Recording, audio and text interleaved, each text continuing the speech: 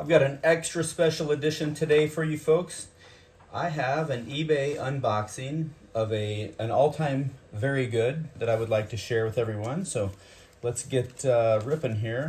I don't want to cut this in half, but let's get ripping so we can get this video a-rolling. All right, we've got the extra secure wrapping using the free Postal Service materials, which is actually a federal offense, but I won't report this seller because I'm sure he didn't know that or intend any harm. Maybe it's a recycle, and that way it doesn't count. All right, so for your viewing pleasure, I have a 1972 Topps Dave Kingman rookie card. This card's actually in very good condition. I would say probably PSA 5 or 6. I would say maybe SGC 6. I'm hoping for. I might send it in. Who knows? Just to authenticate the autograph, and I can't see the screen, so I hope it's right on. Anyway, it's a great card, and I was excited to get it. I'm going to try to pop this thing over here. I didn't prepare too well for this, so hopefully you can still see it. And I'm going to share some information on why Dave Kingman is special to me. So David Arthur Kingman was born on December 21st, 1948, and he was the finest talent ever to come out of Pendleton, Oregon. He was nicknamed Kong, King Kong, or Sky King, and he was a 3-time MLB All-Star, finishing his career with 442 career home runs and 1,210 RBIs over 16 seasons. He averaged a home run every 15 at-bats, tied for 14th best all-time.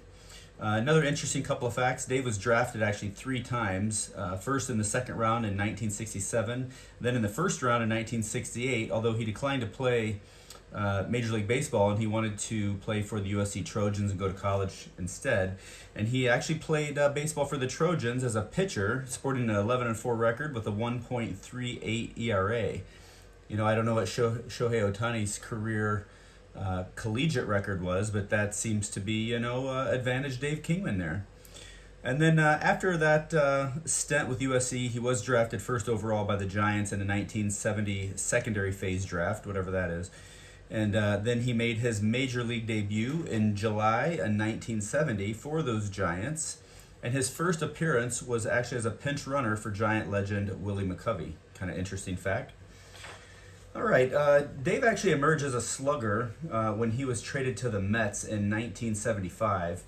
And he set a Mets career single season record of 36 home runs in that first year, 1975.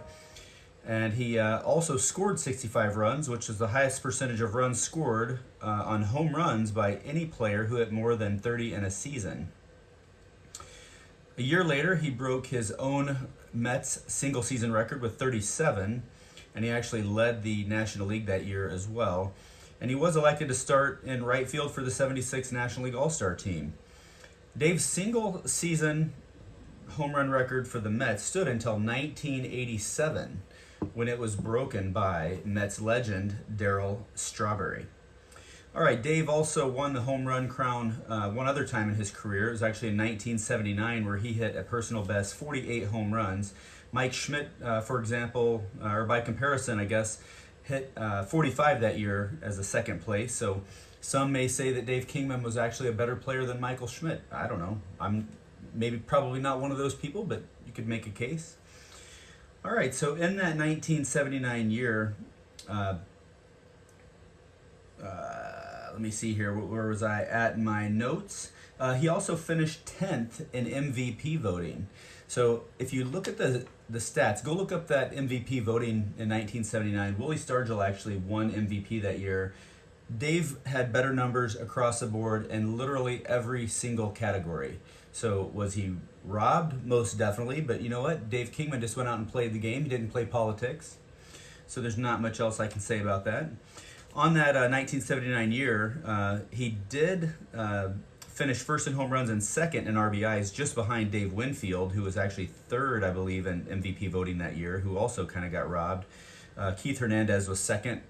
I don't think it was all that deserving.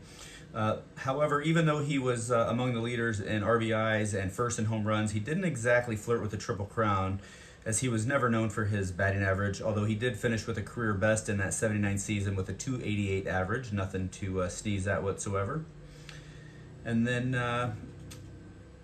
The other notable things I wanted you to share about Mr. Kingman, he actually hit 3 home runs in a game 5 different times in his career, doing it twice in that great 1979 season.